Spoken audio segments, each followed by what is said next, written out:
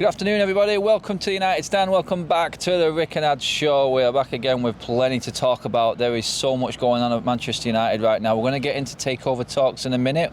We're looking ahead to Liverpool. We're going to pick our teams for that game, as we usually do. Get Ricky's thoughts on who he might bring in, who is going to come back into the team if fit and available as well. I think an Anthony Martial conversation is coming in there, Rick. How are you doing first of all, mate? All good, mate. Yeah, all good. Good. Weather's a bit different than last week. We're sort of getting back into Manchester's own weather now, but we have to start with the obvious, right? There's been big rumours going around already. We're hearing that Mr. Radcliffe is well and truly invested in taking over Manchester United now. We're hearing rumours about possible shares being sold, a minority share being sold in the football club right now, like a start. And a few United fans getting a little bit excited about things. It is probably a way off, we know that. But in terms of takeovers, you've not really spoke about it much yourself, Rick. And the club and the state it's in at the moment and everything that's going on, do you feel like this is important for the football club, that this is happening now? Because it doesn't seem like we're moving forward at all, and maybe we won't move forward until something like this actually happens. It'd be a start, obviously, and I'm not too clever when you start talking about high finances, and it's pretty obvious that all the fans have wanted the Glazers out, well, since day one, since before they even took over. They didn't want them in. So if it's going to happen, that's great news. But it is a minority stake at the moment. Now, how long does that take if he is eventually? Because apparently, I'm hearing rumours that he would be interested in taking over completely. But how long did he drip feed it to him? I mean, by him getting a minority stake now, does that mean that he might own it all, I don't know, in 5 years or something? Because it's too long for me if it is something like that. But can it all happen in 12 months or 18 months? That's what I'd like to see happen, and whether it can or not, I don't know. I think I asked the question last night on Twitter and had a massive response in terms of would you go ahead with what we've got right now as a team and pretty much see a season fizzle away if we're seeing the results and the performances we're going to get continue. If it meant that the Glazers were gone by the end of this season, we'd all probably want it done in a quick a time spell as possible, but like you said, things like this don't move very quick. Patience is going to be needed in all this, and to be honest, you can only listen to the experts and what they say. We don't know enough. We can only listen to like what Mr. Knighton has said, obviously Radcliffe has said. It is one of them where the fans are just like waiting and hoping. And it seems to have sort of brought the fan base back together a little bit the last few days. The thought of it alone and a togetherness in the fan base could really help probably this team as well going forward. If everyone's on the same page, knowing that there's a brighter future, it's important that this fan base comes together as one more than anything now. I agree with that, but at the beginning of what you're saying there about letting a season fizzle away, I don't agree with that. Even if the Glazers are in charge, I mean, I do believe that they are prepared to spend some more money, and I know it's them that appoint the managers. But to me, we've been badly. I prefer talking about the football side of things, Adam, as you know. Yeah. And we've been badly mismanaged by managers. The money that Solskjaer has spent on players who didn't work and are still not working well enough for the team. It was ridiculous, and he got rid, in my opinion, of better players and replaced them with much more expensive players who weren't as good in many instances, obviously not in every instance. And look, it's only 2 games in, Erik ten Hag. I'm not convinced by Erik ten Hag yet. Do you know what I mean? I hope he gets it right. I really, really do. But at the minute, I believe we could be picking a better team and doing better now than what we're doing. Obviously we could be doing better. We've lost 2 games out of 2. But I believe a stronger team could have been picked. And if we get the management right, I'm not saying sack ten Hag, get a new manager. But if we get the management right, or if the manager gets it right, we can do much, much better than what we're doing. It's just been badly mismanaged, and I suppose it's the Glazers. I don't know who else they've got advising them. It's down to them who actually manages the team. But it's just been, the football side of it has been terribly managed for about 4 years. Probably more than that, Maybe mate. more. I do believe more than that. But in terms of a takeover now, obviously we've seen a statement from Must come out as well about the criteria of what an ownership taking over Manchester United right now needs to be looking at, what the fundamentals are of taking over. I mean, what is important for you of a new takeover now with everything that's gone on, especially the last 10 years post Sir Alex Ferguson? What's the most important thing? The infrastructure of the club, investment in the stadium, the playing staff, maybe just giving a bit more power to the fans to have a say in the football club? What is the most important thing for you in all of this? I think the stadium needs updating or a new. I do believe that they own enough land around here that they could build a new stadium while still using Old Trafford. I know that happened in where did they do that in the States. I went to the States a couple of years ago, and they built a stadium, Atlanta it was. I'm talking like 20 yards, a 20-yard gap. One stadium was built there. They used that stadium until that stadium was built, then they moved across. That's exactly how it works. And I think United have got enough land that they could do that. And I'd like to see them build a new stadium rather than update this one. Yeah, playing staff is going to be one of the big things that comes from the fan base. The investment in the team, is that vital? Investment in the team is right, but I'm old school with this. I'm not against buying players for the future, or even to fill gaps in. If you fill a gap in with somebody who's 29 or 30 or 31, you might still have 3 or 4 years left in you. And the fans don't like that. But at the same time, if you get a good player who comes and fills a gap for 2 or 3 seasons, during that 2 or 3 seasons, maybe somebody comes through the ranks who's good enough to go into that slot. Maybe you do go and find an absolute bargain, or maybe some superstar who you really, really want, who does cost tens and tens of millions, comes in. But I'm not against, obviously not in every position on the field. Hopefully you've got 8 or 9 good enough players. If you can fill it in with a couple of players, they don't have to be, for me, they don't have to be massive signings if the manager knows what he's doing. I mean, Fergie was, although he spent a lot of money, he was a master at that. Look at the good signings he got cheap. Dennis Irwin. Do you know what I mean? Peter Schmeichel, Eric. Yeah, do you know what I mean? They don't have to be megastars before you sign them. We can turn them into megastars if you understand the game and you know what you're doing. That's exactly what I've said many a times. Manchester United don't or didn't used to buy megastars. We made them. We brought them through and they made their name at Manchester United. But without even saying it directly there, you pretty much answered the question by saying, I think the structure of the football club, behind the manager, what's there from top to bottom. You've mentioned mismanagement of the playing staff. I think goes above that. The mismanagement of people above the managing staff and the coaches, putting certain people in positions and rewarding them for mediocrity, I think has been a big problem with this football club. I think a definite shareholding for the fans and a say for the fans is massive on any takeover, and I think everyone looking at this now, if they're going to take over Manchester United, I think they would know that that is the most important part about this football club, that an identification of the fans having a say is massive. And like just us talking right now and talking about what is important, how we see it, we know that players, we know that staff at United, we know everyone around the world watches these sort of videos, whoever it may be, and just hearing the fans' voice and taking that on board would be massive going forward, because we can see things not working. We're not stupid. If we're seeing it, other people are seeing it. And as a football sort of side of things, it just looks like Manchester United aren't on the same level with other clubs in this country right now. It looks like Spurs have got their ship in order, they're backing the manager, they're putting a structure in place. Liverpool and City are light years ahead, as we know, but there is a blueprint that works in the modern football and in the Premier League especially. That, I think, is crucial for Manchester United. You just mentioned it there, but the structure above the management is key. I 100% agree, but I want to come back on something you just said there, Spurs. Obviously, you know, Gary Neville, for one, famously said on Sky Sports, he's not the man for us, Antonio Conte. Spurs, were he 10th or something when he took over, weren't we?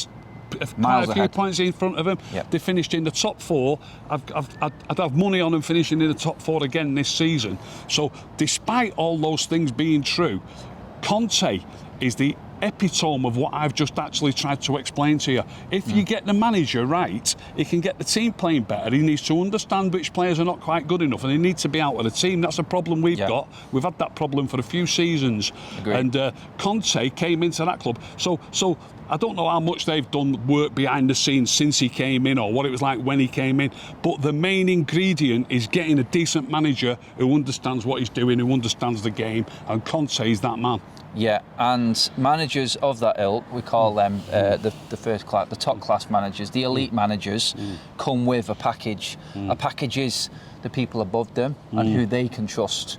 It doesn't look like United are allowing that with any of the recent managers that have come in. We're not allowing anyone above them who they trust to run. It's United's way, and we've seen that proven that without a world-class manager like Sir Alex Ferguson, papering over cracks and making it last, that without that structure above the manager, it does not work. At every single level, we've failed on that. You said mismanagement, wasted money on players. That comes from the club recommending players to the manager just going along with it because he has to. And we've seen it, a little element of it now with Ten Hag in like who he's picking in this team. We've seen these players fail, and we're going to get into that next. I think the players that have failed the last 2 seasons, Gary Neville's picked it up, other pundits have picked it up, but they're still playing. It's hard to figure out why, because you just mentioned Conte, and straight away we talked earlier on that he turned Sessegnon back into a player. Another manager did not see this player, but he trusted him and he gave him a chance, and he's taking it on board. He then went and bought 2 players in the January transfer window who suited that system, who he knew would complement everyone else around him. He's giving that manager that confidence to go out and do what he wants on the pitch. Doesn't look like we're giving managers that opportunity, does it?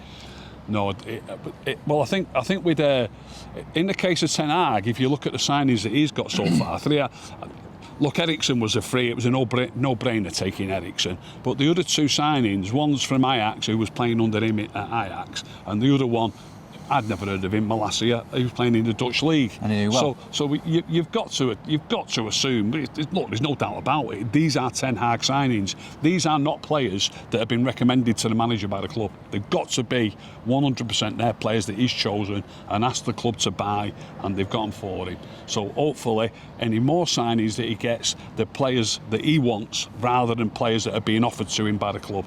Yeah, funnily enough, going into the team selection and who Ten Hag is picking, who we think he's been made to pick, that's me alone. I'm not saying that about anyone else, just my opinion on that one, everyone. I don't agree in the players that he's picking at the moment, and it's very similar to seasons gone by which have failed. Funnily enough, we remember the last protest there, the big protest when the Liverpool game was called off. That is our next game, Monday night, Rick, and it seems like the fan base is going to come together.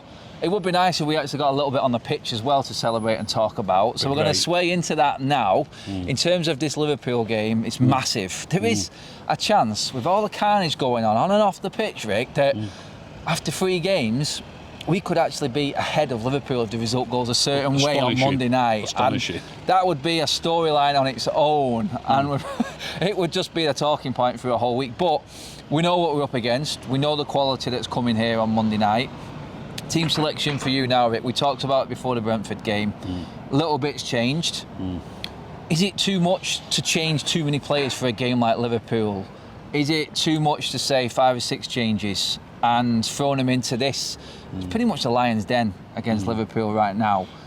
Would you be making 1 or 2, changing it up little bits, or would you mix the formation up? Well, 1, 2, maybe 3 changes I'd make. Where are they?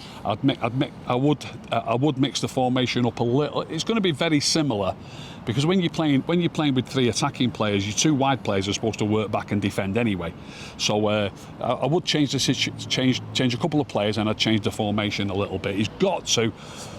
I know United fans don't like to hear this, but we can't just go gung-ho against Liverpool. The last 3 games we've played against them, they've scored 2 4s and a 5 against us. It's embarrassing. We've got to. The first step is to stop it from being embarrassing. It's the very first step. If you was to offer me a 0-0 draw now on Monday night, I would bite your hand off. Not just you, mate. Yeah, exactly. Not just you. Exactly. So now I know, and obviously the way top coaches think is if you can get a 0-0 draw, you can also nick a goal. That can happen. The man we said, Ferguson, used to play these games that way, didn't he? The last time we got a point off him was a 0-0 draw at Anfield, and Pogba missed a shot from the 6-yard line just before the death. We almost won it. So close. Zlatan that night. So close to winning it. Yeah. So close to winning it. So you can nick it even if you're going for the 0-0 draw, if you can get the 0-0 draw, of course, in the first place. But that is the basis that we've got to understand, that we're not at their level. We've got to go out there with a defensive mindset and try to stop them. Try to stop them getting through us, getting round the back, and hopefully, there's like little steps. Sorry, on that there, just quickly, would that show to you that Ten Hag has paid attention to what's happened over recent weeks? If he did set up like that to you, would that go a long way in convincing you in this management? Yeah, without a doubt, he's got to. If he doesn't realise it, I'll tell you, Adam, I'll be devastated. Not just with what might happen on the night. But especially if look, football's a funny old game. He could play with a more attacking style. We might end up winning the game, but the chances of it are so minimal. It's unbelievable. So if he goes with an attacking lineup, I'll be upset with it, and I won't be any better with it if it happens to work, because it'd just be 1 in 10 that it works against these. Do you understand what I mean? If it happens to work on that night, if it was to play him 10 times like that, it'd be the only time it works. So we've really got to go out there with a defensive mindset. I think he needs to play. Ollie used to go 5 at the back against City, didn't he? And I remember him doing it against Liverpool once as well. Wing backs. 5 at the back. But what I think I'd prefer him to do, I've been thinking about it long and hard, I'd stick with the back 4 and I'd pack the midfield. Try and stop them getting through midfield and try. And if you've got 5 across the midfield, the two wide players in the midfield, it's their job to stop the full-backs. Right. Next bit on that then, we mentioned against Brentford the sheer size of Brentford. Liverpool not as big. Yeah, obviously Van Dijk's coming forward, Matip, whatever, but I think Matip's injured actually in this game. But this is not a massive team, this. So would that be a reasoning for keeping Martinez in the team? Would you then think, because there are rumours about Harry Maguire possibly being dropped out, that's a massive decision being the captain, but is there another defender you would put alongside Martinez rather than Maguire? Or are you just keeping the consistency in the back 4 because they're not performing at the moment? I do like consistency in your back 4, but we've only had 2 games. I mean, the back 4 forever and a day, it seems, has been like Maguire and Lindelof as the 2 centre-backs, hasn't it? And I know Varane came on at the weekend and played well. He played all right in the second half when he came on. I'd be choosing between those 3, Maguire, Varane and Lindelof. As much as I've given Maguire stick over the years, I've said this many times, I feel sorry for the defenders because we've played over the years with so many attackers and the teams come pouring through us. I've said this on a couple of shows. When they put 5 past us here, we had Greenwood on one wing, Rashford on the other, we had Bruno at number 10 plus a number 9. It's like a 10-year-old boy picking the team where you think you've got to have loads of attacking players in your team. The gap between the forwards and then the defenders in the midfield is just absolutely ridiculous, and they're pouring through us. So even though Maguire, and it was probably Maguire and Lindelof that night, I can't remember to be bang on, but the reason they got so much taken to the cleaners because there's no support. They're absolutely walking through, and then they're all on top of the defence. It's not just the defenders' fault. It's probably more the fault of the forwards than it is the defenders. So they need to get a chance in a team that's solid. The team that I'd go with, I would go with Dalot. I'd give Maguire another chance. I'd bring Lindelof back in. A lot of people will laugh, but we beat City a few times. Not Varane? No, I think I'd just go. You've just mentioned consistency, and I think they've been our 2 centre-backs for quite a while Even now. if Lindelof's just coming back from injury, though, as well, don't forget. Is he fit? That's the thing. If he's here and there, then you're going to need someone who's ready. If he's not fit, or if he's only just almost ready, then I'll go Maguire and Varane. Yeah. I'll go Maguire and Varane. I'll go Luke Shaw at left-back. Midfield, I'd stick with McTominay central, and then one either side of him. I'd have Van der Beek to his right, and I'd have Eriksen to his left. And those 3 players, I mean, Eriksen and Van der Beek are both clever players. They're both good players. But they're intelligent players. They won't leave that space. They'll be told to play. Those 3 players have got to try and make it difficult for us to play through, keep small spaces. So they might not be great tacklers, but you don't have to be a great tackler. It's about understanding how to keep spaces small and make it difficult for them to get through the gaps, make the gaps small. And the 2 wide players, I've got one here that's out of the box. I'd go with Sancho on the right. On the left, if Martial's fully fit, I'd go with Martial, which I'm hearing rumours that he might be. But if he's not, do you know who I'd put there? I'd put Malacia there. Malacia put Malacia there, and I'll tell you why. Yeah, so you play Malacia more as a wing-back type of... he'll be playing. All you need is your 4 across the back. You need your 5 across the middle. So although the 2 wide men have got to get forward when they can. If you think about Liverpool's danger men, 2 of the most dangerous players are Trent Alexander and Robertson. Yep. When we got a draw with them at Anfield, Martial was marking Trent Alexander. People always think full-backs are marking wingers. Not when you're playing Liverpool. When you're playing Liverpool, the wingers are marking the full-backs. It's the opposite way round. You know, he spends like 70% of the game in your half. So you need your wingers to mark their full-backs. Martial marked Trent Alexander, and Pogba played on the right, and he was marking Robertson. We got a 0-0 draw. Like I say, I'd bite your hand off for a 0-0 draw. If Martial's not fit, not up to the task, I'd put Malacia on that job. The way Alexander plays, and they've got Salah on the right, it's like they play with 2 right wingers. So what's wrong with playing with 2 left backs? I mean, that's it. I mean, you bring the formation in, you talk about the shape and everything like that, but you can't count off for individual errors. Correct. Confidence levels, mate. It can all be scuppered with one stupid mistake. Yeah. We had that against Brentford. Fair enough. I think I'll come back on that. Before Brentford actually scored the goal, it was an even game. I thought United actually were playing better. But individual errors pretty much destroy us. Is there a case for this now? It's like, there's only so far you can go. I mentioned it before, we've got 3 wins in the last 14 Premier League games. A lot of the time, a manager, I think, will look at Manchester United and say, this is how we beat them. They will beat themselves, I think. And we have done. I think a lot of these games, individual errors and then struggling mentally to cope with the pressure of that. Confidence is low, like a lot of people have said. When is the time to say, enough is enough? Maybe he will gain confidence if I take him out for a bit. And I'm talking the likes of Shaw, Maguire, Dalot, De Gea even. When is that point? When would you say, look, enough is enough? Because we lose to Liverpool and we've still got tough games past that. Every single game is hard for United. Every away game is for certain. It's Southampton next after that. How many games do you say, right, okay, I can't do it? When is the cut-off point for that? Well, I would never ever think about taking 4 or 5 players out all at once. You need to strengthen it little bit by little bit. Like you say, you need some consistency. And if you go back to the 2 games that we've just played, I mean, there's no truer saying in football than goals change games, and De Gea's badly at fault with the first 2 goals. Now, I know all the teams getting a slate in, all the team, but if he doesn't make them 2 errors and it's still 0-0, and what was the second goal? Was it 25 minutes in or something? If it's still 0-0 after 25 minutes, you never know what's going to happen in that game. Exactly. Goals do change games, and he's at fault with both of them. So despite the defenders getting all the stick that they're getting, really it's down to one man. The main crux of the problem on Saturday was the first 2 goals. Once your first 2 goals are in, heads are down, their tails are up. Exactly. You know what I mean? So there's be a case for playing less elaborate, passing out from the back and going a bit more direct, like we have against Liverpool before. Maybe pick up second balls, take the danger away from what we've done the last 2 games. Is there a case for that, do you reckon? He's got to cut that out, I think. More longer, direct. Liverpool are going to be sharper than Brentford at getting on top of you when you're trying to pass out. I don't think De Gea is the best with the ball at his feet. 1 or 2 of the defenders are not so clever with the ball at the feet. Certainly Maguire's not great with the ball at his feet.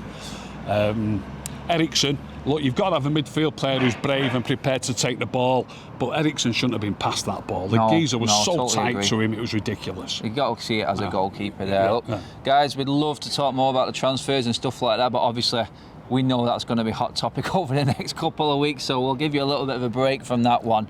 I'm sure we're going to be talking transfers and a few more videos coming up as well, guys, but let us know what you think. Who is being dropped out of this team? What's your formation? How would you approach it? Get your comments in below on that. Do you agree with Ricky in terms of how he sets that midfield up? Take Bruno out, take Rashford out, McTominay, Eriksen and Van der Beek. That's Ricky's midfield 3, and possibly putting a Malacia in further up the field as extra cover in case. Go more direct as well. Let us know what you think, guys. Obviously, cheers for watching, everybody. Like, share and subscribe to the United Stand. We will be back constantly through the week with more videos and updates on transfers and everything going on with the football club. But until then, guys, thanks for watching. We'll see you later. Bye-bye.